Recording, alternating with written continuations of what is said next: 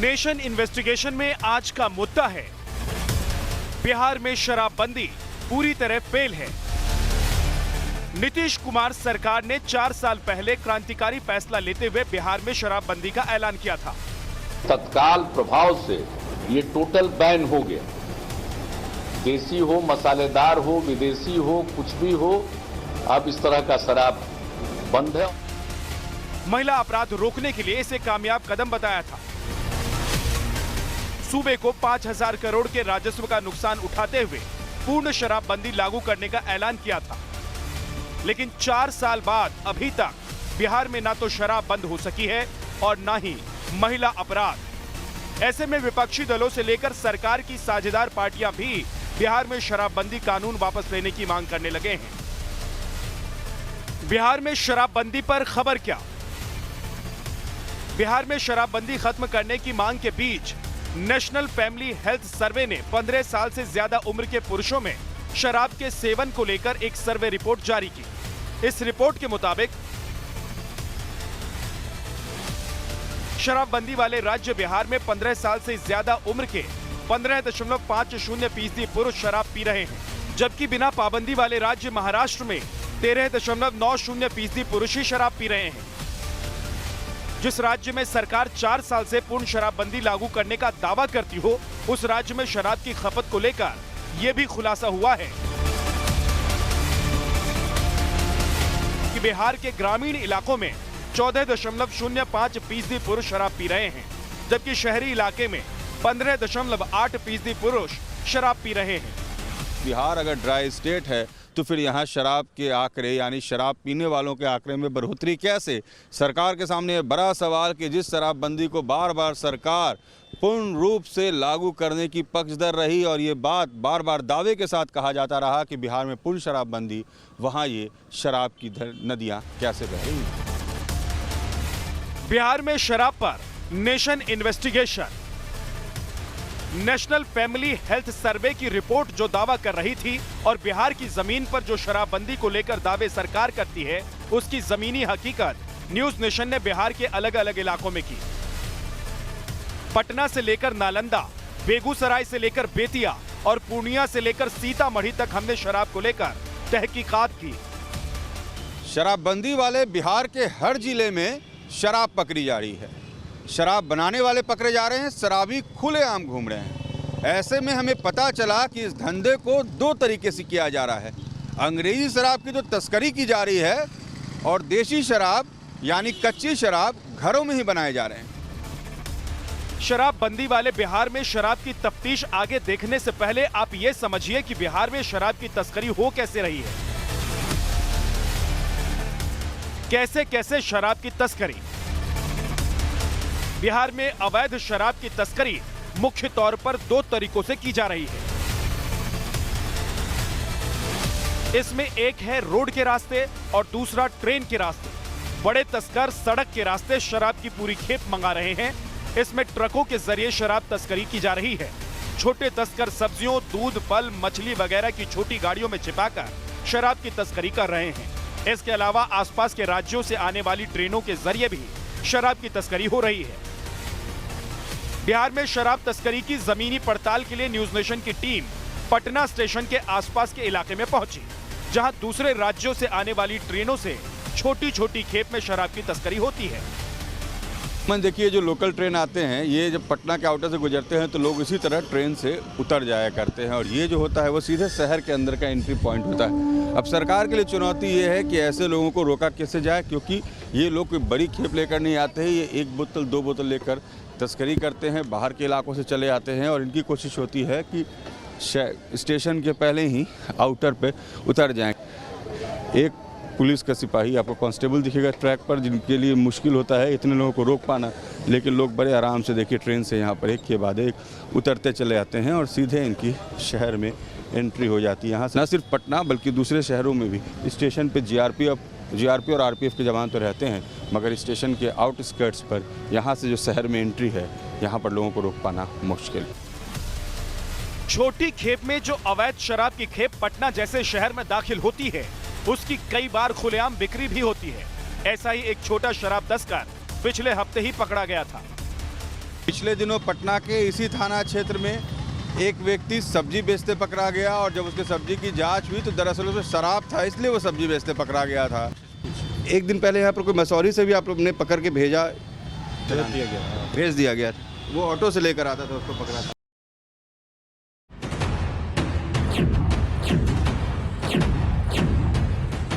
बिहार में अवैध शराब की तस्करी जिस रफ्तार से हो रही है, उसी रफ्तार में पुलिस कार्रवाई की कोशिश भी कर रही है। सूबे में रोज अवैध शराब की बड़ी खेप कहीं ना कहीं पकड़ी जाती है। नतीजा यह है कि सिर्फ 11 महीने में जनवरी से नवंबर तक बिहार में रोज औसतन 8,606 लीटर अवैध शराब जब्त की गई और 11 महीनों के अंदर कुल 1,21,121 लीटर अवैध शराब पुलिस ने बरामद की है। बिहार में पकड़ी जा रही शराब की एक खेप असली तस्करी की मात्रा से काफी कम है, क्योंकि बिहार में शराबबंदी से पहले के आंकड़ों के मुताबिक बिहार में एक साल में 14 करोड़ लीटर शराब की खपत थी।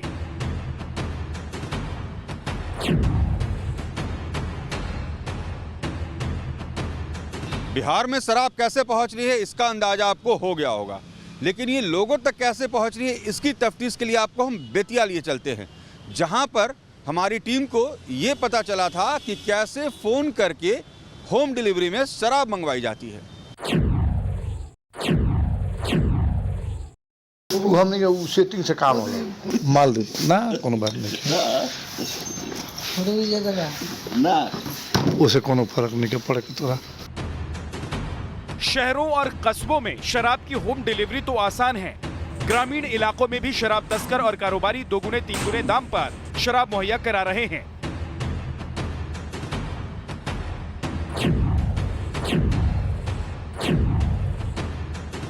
हेलो, हाँ जी, कब मलबा पहुंचा रहे हैं महाराज? अब फुलवा का कितना पड़ रहा है? हम पहले तो 900 में दे 1200 हो गया है। 1000 में देना है तो बोलिए, नहीं तो फिर दूसरा पार्टी धरेंगे हम। अरे नहीं महाराज, पुलिस पकड़ा है तो कहाँ हो गई? पुलिस पकड़ा है तो जो डिमांड शुरू से वही रहती ना। थोड़ी देर तक रेट को लेकर डीलिंग होती रही और फिर सप्लायर ने 2 घंटे के अंदर डिलीवरी का ऑर्डर ले लिया। कितना देरी में भेजवा? 5-6 को पार्टी है, 1 घंटा में भेजिए। 5-6 को पार्टी है, जल्दी से भेजिए। आप फुल भेज दीजिएगा 8 कार्टून, आधा भेज दीजिएगा 20 कार्टून। तो बिहार में शराबबंदी को लेकर सच्चाई क्या है और शराबबंदी क्या बिहार में कामयाब है, इसी को लेकर नेशन इन्वेस्टिगेशन आप देख रहे हैं।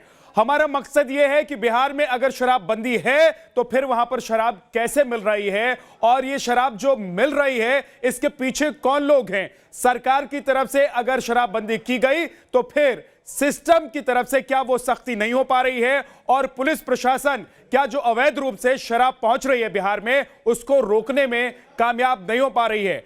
आगे क्या हुआ हमारे इन्वेस्टिगेशन में हम आपको दिखाते हैं। तो खत्म कर दो शराबबंदी। बिहार में शराबबंदी लागू है,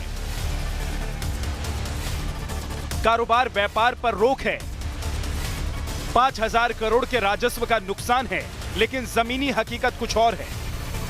ऐसे में कांग्रेस विधानमंडल दल के नेता अजित शर्मा ने सीएम को चिट्ठी लिखकर शराबबंदी खत्म करने की मांग कर डाली है। मैंने माननीय मुख्यमंत्री से आग्रह किया है कि आप जब शराब बिक ही रहा है, लड़के शिक्षा उनका नष्ट हो ही रहा है, तो आप शराबबंदी को खत्म करिए और उस पर दुगुनी ढाई गुनी जो भी आपको रेट फिक्स करना है उस पर करके शराब बेचिए और जो राजस्व आएगा उसको कल कारखाना खोल के युवकों को रोजगार देने का। कांग्रेस का आरोप है कि जब सरकार पूर्ण शराबबंदी लागू नहीं कर पा रही है तो उसे दिखावे का कानून खत्म ही कर देना चाहिए। मुश्किलों से मिली महंगी शराब पीने के बाद क्या हाल होता है वो भी देख लीजिए। ये पूर्णिया जिले की तस्वीर है। जमीन पर लौट रहे इन महाशय के बारे में दावा है कि ये पुलिस वाले हैं और आरोप है कि ये शराब पीकर लोगों को परेशान कर रहे थे। मेरा डिमांड है कि हमको बोलने दीजिए आप गलत पॉइंट पे हैं। और रही बात आप सस्पेंड, मेरा मांग है कि आप सस्पेंड होंगे। अगली तस्वीर देखिए, ये स्कूल के प्रिंसिपल बताए जाते हैं। देखकर ही लगता है कि ये नशे में हैं और बात करने पर तो पुष्टि हो जाती है कि इन्होंने कुछ जरूर ले रखा है। क्या नाम है आपका? नाम बोलिए। नाम क्या है आपका? नाम बताइए। शराब पिए हुए हैं आप? शराब पिए हुए स्कूल में? लड़की भी था स्कूल में।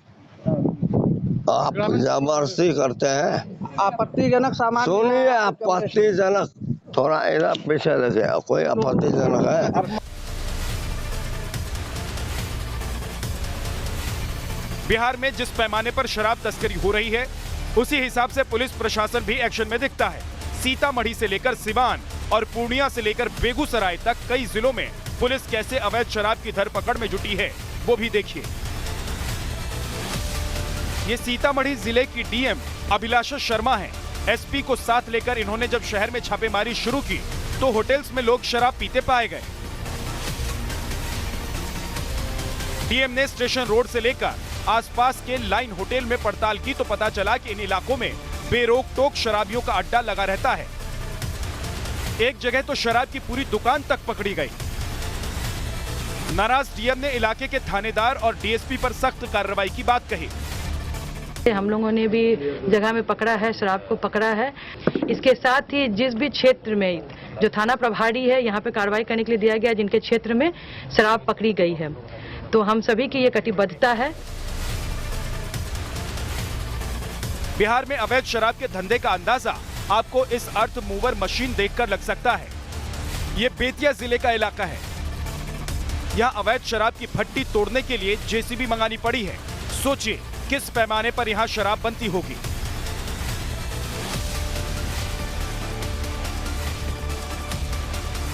इतना ही नहीं, यहाँ बड़ी मात्रा में अंग्रेजी शराब भी पकड़ी गई है, जिसे प्रशासन ने नष्ट किया। पूर्णिया जिले में जब पुलिस और एक्साइज विभाग की टीम कच्ची शराब भट्टी पर रेड करती है तो कुछ ऐसी तस्वीर होती है। यहां घर के अंदर कच्ची शराब बनाई जा रही थी। चूल्हे पर पहले महुआ उबाला जा रहा था और फिर इसे भट्टी पर चढ़ाकर शराब बनाई जाती। उससे पहले पुलिस ने यहां छापा मार दिया। यह कच्ची शराब का बड़ा ठिकाना था। पुलिस ने यहां गड्ढों में दबाकर रखी गई कई जार बरामद किए, जिसमें महुआ को सड़ने के लिए रखा गया था। बोतलों और जार में तैयार शराब भी रखी गई थी, जिसे पुलिस ने गड्ढे में डाला। लेकिन आप सोच रहे होंगे कि पुलिस की इतनी शक्ति के बावजूद लोग शराब की भट्टियां लगाने का साहस कैसे जुटा पाते हैं। तो चलिए आपको कुछ और जमीनी हकीकत दिखाते हैं। बेगूसराय और नालंदा में क्या कुछ हो रहा है वो आप भी देखिए। ये नालंदा जिले का इलाका है। यहाँ एक कतार में कच्ची शराब की भट्टियां चल रही हैं। बोतलों और बर्तनों में कच्ची शराब निकाली जा रही है। शराब बनाने का कच्चा माल यानी कि महुआ पड़ा हुआ है। शराब के बड़े बड़े जार पड़े हुए हैं। मतलब यहाँ कच्ची शराब के कारोबार का पूरा और पुराना इंतजाम है। तो क्या शराब के इन उत्पादकों पर कोई कार्रवाई नहीं होती? पुलिस से डर नहीं लगता है। पुलिस से जब धंधा ही करते हैं तो इसमें डरने की क्या जरूरत है। क्या देते हैं उसको? बस सबको अपना पैसा देते हैं, अपना काम करते हैं। यहाँ सिर्फ कच्ची शराब ही नहीं बल्कि जहरीली शराब बनाने का खतरा भी है, क्योंकि ये शख्स कह रहा है कि माल जल्दी तैयार करने के लिए वो केमिकल भी मिलाता है। हम लोग इस चुलाई शराब को छोवा सड़ाकर भाप दोरा बनाते हैं। अगर छोवा सड़ने में देर होता है तो उसमें नौशादर और अन्य रासायनिक पदार्थ मिलाकर जल्दी सड़ा देते हैं। लोग सस्ता होने के कारण इसे ज़्यादा इस्तेमाल करते हैं। बिहार के बेगूसराय में भी ऐसी शराब की भट्टी चल रही थी। इस भट्टी के मालिक ने तो नाम लेकर दावा किया कि कैसे उसे पुलिस सुरक्षा मिलती है। पुलिस से हमको जो हम पुलिस वालों को रुपया देते हैं, चरिया बरियारपुर थाना में जो है वो हैं, उन लोग को पैसा दे करके हम लोग जो मैनेज किए हुए हैं।